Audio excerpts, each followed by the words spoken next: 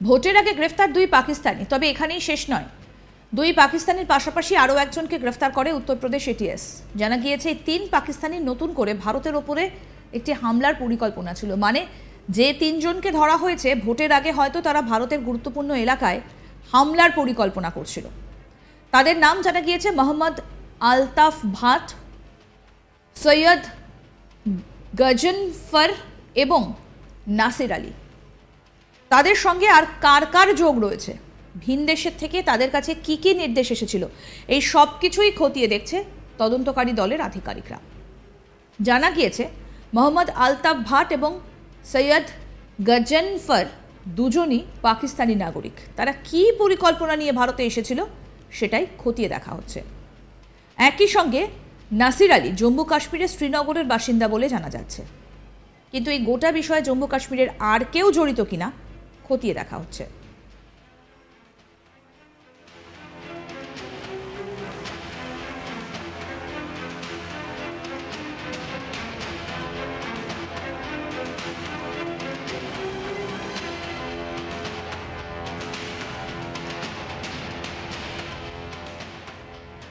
উত্তরপ্রদেশ এটিএসের তরফে যে খবর পাওয়া যাচ্ছে তাতে জানা গিয়েছে ধৃত মোহাম্মদ আলতাফ ভাট কুখ্যাত জঙ্গি গোষ্ঠী হিজবুল মুজাহিদিনের কাছে প্রশিক্ষণ নিয়েছে। পাকিস্তানি গুপ্তচর সংস্থা আইএসআই এর মদতে মোহাম্মদ আলতাফ ভাট হিজবুল মুজাহিদিনের কাছ থেকে প্রশিক্ষণ নেয় বলেও সূত্রের খবর।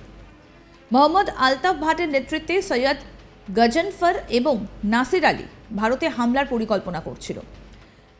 এই গোটা বিষয়ে তদন্তকারী সংস্থার কাছে খবর আসার পরই তারা রীতিমতো তোড়জোড় শুরু করেছে, এদের গ্রেফতার করতে তোড়জোড় শুরু করে।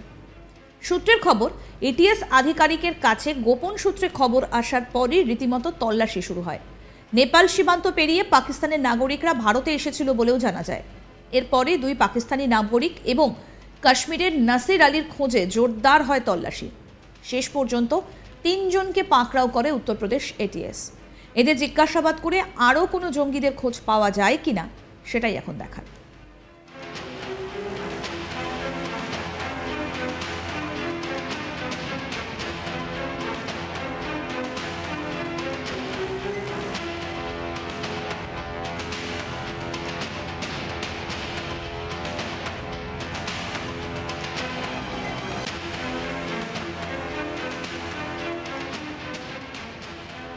ভোটের আগে গ্রেফতার দুই পাকিস্তানি, তবে এখানেই শেষ নয়। দুই পাকিস্তানির পাশাপাশি আরও একজনকে গ্রেফতার করেছে উত্তরপ্রদেশ এটিএস। জানা গিয়েছে এই তিন পাকিস্তানি নতুন করে ভারতের ওপরে একটি হামলার পরিকল্পনা ছিল। মানে যে তিনজনকে ধরা হয়েছে ভোটের আগে হয়তো তারা ভারতের গুরুত্বপূর্ণ এলাকায় হামলার পরিকল্পনা করেছিল। তাদের নাম জানা গিয়েছে মোহাম্মদ আলতাফ ভাট, সৈয়দ গজনফর এবং নাসির আলী। তাদের সঙ্গে আর কার কার যোগ রয়েছে, তিন দেশের থেকে তাদের কাছে কি কি নির্দেশ এসেছিল, এই সব কিছুই খতিয়ে দেখছে তদন্তকারী দলের আধিকারিকরা।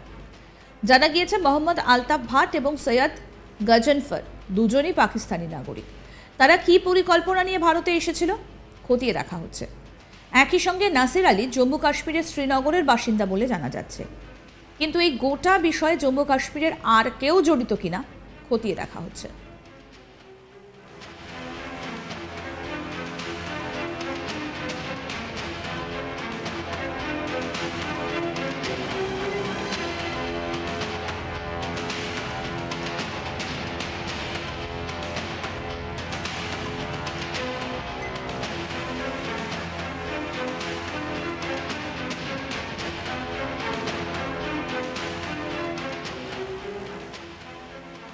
উত্তরপ্রদেশ এটিএসের তরফে যে খবর পাওয়া যাচ্ছে তাতে জানা গিয়েছে ধৃত মোহাম্মদ আলতাফ ভাট কুখ্যাত জঙ্গি গোষ্ঠী হিজবুল মুজাহিদিনের কাছে প্রশিক্ষণ নিয়েছে।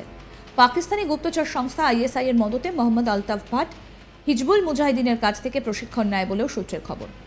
মোহাম্মদ আলতাফ ভাটের নেতৃত্বে সৈয়দ গজনফর এবং নাসির আলী ভারতে হামলার পরিকল্পনা করছিল, এমনই তথ্য উঠে আসছে। এই গোটা বিষয়ে তদন্তকারী সংস্থার কাছে খবর আসার পরই তারা রীতিমতো তোড়জোড় শুরু করে এদেরকে গ্রেফতার করে। সূত্রের খবর, এটিএস আধিকারিকের কাছে গোপন সূত্রে খবর আসার পরই রীতিমতো তল্লাশি শুরু হয়। নেপাল সীমান্ত পেরিয়ে পাকিস্তানের নাগরিকরা ভারতে এসেছিল বলেও জানা যায়।